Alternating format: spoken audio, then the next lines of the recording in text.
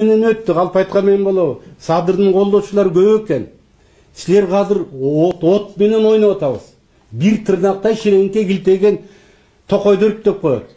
Биз азыр туура эмес сөзүбүз менен элибизди азыр кайра бир нерсеге түртсөк чатак болот. Эми азыр айтып атат, автобус менен кетириптир элдер. Керек болсо автобус менен алып келет кайра. Эл азыр алданганын билсе чатак чыгат. Президент жыргаганынан арыз жазып кетейин деген. Жыргаганынан эмес, түшүнгүлөчү. Он понял, милицияны алы жетпесин элге. Экинчиден армия келсе, армиянын курал жарагын эл тартып алып эртең анда бу жерде полевой командирлер болуп, дагы гражданский согуш чыгат. Анын баарын көрдү президент. Айласы кеткенинен айланайын. Тынччылык эле болсо мен жазып берип кетейин деп атат.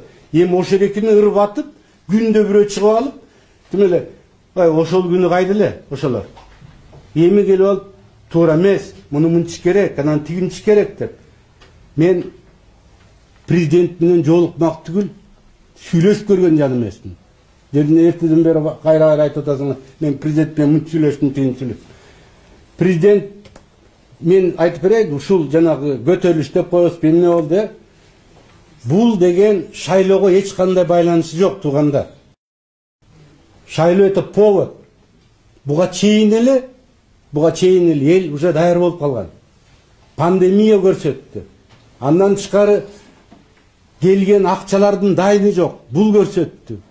3 жылдан бери эч кандай жазалбаган иш үчүн бул эл эчак эле даяр болуп калган. Түшүнгүлө?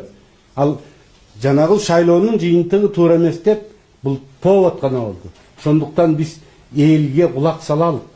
Эл менен бир бололук. Элди алдай албайбыз. Түшүнгүлөчү?